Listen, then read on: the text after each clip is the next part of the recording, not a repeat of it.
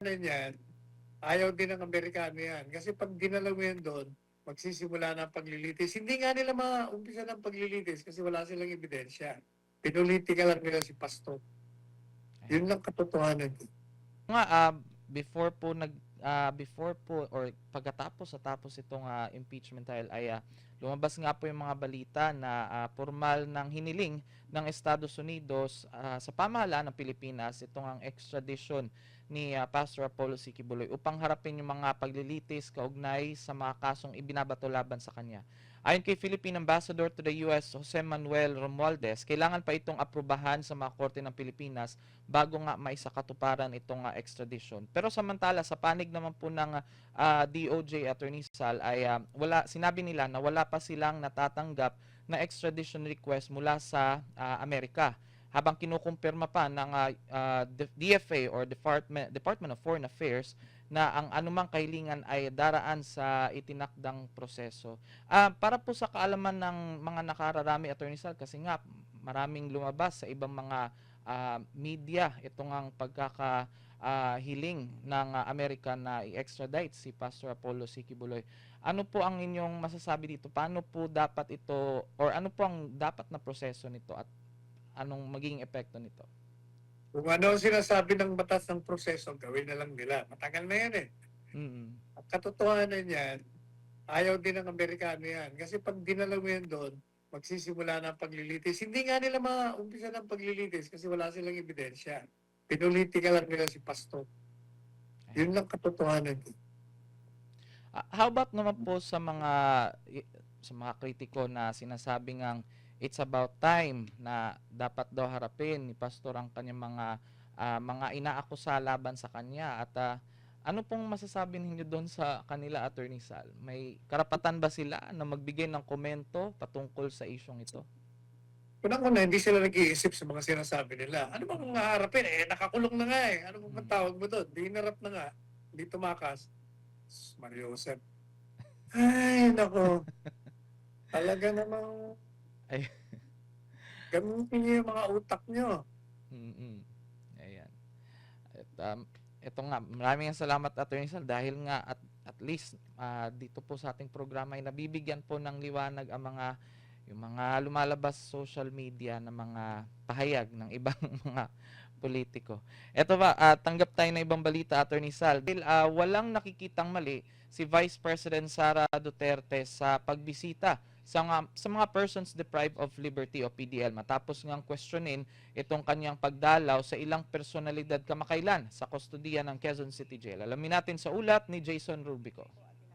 Sa isang panayam sa Davao City nitong Huwebes, ipinaliwanag ni Vice President Sara Duterte ang kanyang pagbisita sa ilang persons deprived of liberty o PDL, kabilang sina dating Congressman Arnie Teves, Pastor Apollo C. Quiboloy, dating Pangulong Rodrigo Duterte, Senator Rodante Marcoleta, Senator Jinggoy Estrada at Mike Defensor.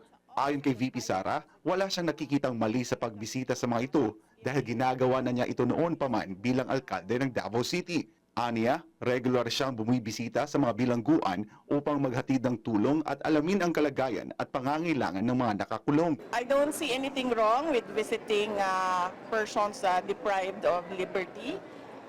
Noong ako ay mayor pa, bumibisita ako dito sa Maa City Jail. Nagdadala kami ng mga regalo at tinatanong namin sila kung ano yung mga pangangailangan nila. Sa amin, sa Office of the Vice President, meron kaming mga Thanksgiving na ginawa namin sa loob ng mga jails tulad noong pagbisita namin sa Bacolod City.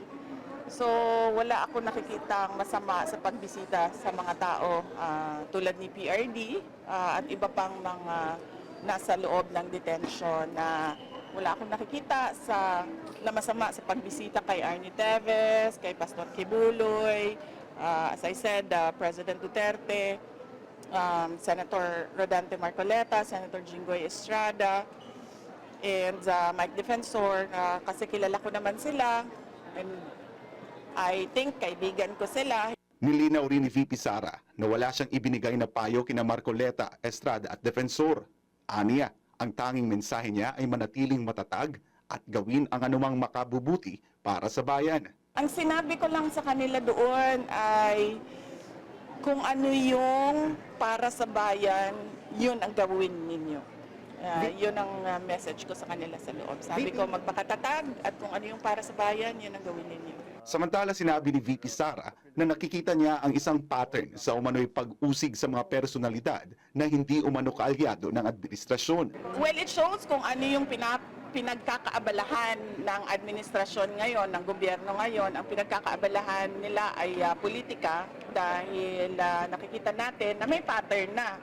Hindi lang si dating Pangulong Rodrigo Duterte, hindi lang ako, kundi lahat ng hindi sumunod sa palasyo kay President Marcos ay hinahabol, tinitira, kinakasuhan, hinaharas, tinitrete. Sinabi rin ni VP Sara na hindi na siya nagulat sa mga ulat na naghahanda umano ang National Bureau of Investigation o NBI na magsampa ng panibagong kaso laban sa kanya. Aniya, naghahanda na rin ang kanyang mga abogado para tugunan ang anumang bagong kasong maaaring ihain. Nadunggan na mo na nga dunay giandam na mga pag-file og kaso and dili naman siguro nakatingaladan sa nakita nato no sa mga kadaghan-daghan na gi-file nila og kaso sa as I said mga tao nga dili musunod kay BBM og nag-andam na pud ang mga abogado pag-abot sa panahon na doon na kaso nga bagong kaso nga i-file. Para sa Diyos at sa Pilipinas kong mahal, ako si Jason Rubrico, SMNI News. Yan po, Attorney Sal. Kasi kamakailan lang po ay yun nga, may nakapansin po kay VP Sara na bumisita po sa Quezon City Jail. At doon po ibinalita sa ating balita ngayon na yung mga personalidad na kanyang binisita. Ano pong masasabi ninyo dito, Attorney Sal? Alam nyo, yung mga ganyang mga paksain, hindi na dapat na binibigyan ng attention yan.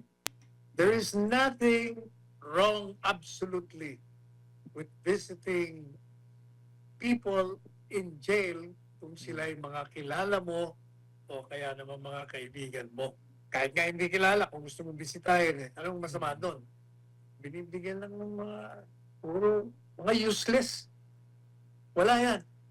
Huwag na natin intindihin yan. Huwag nyo na intindihin yung mga yan. Basta bisitahin nyo. Kung gusto kayo bumisita kayo.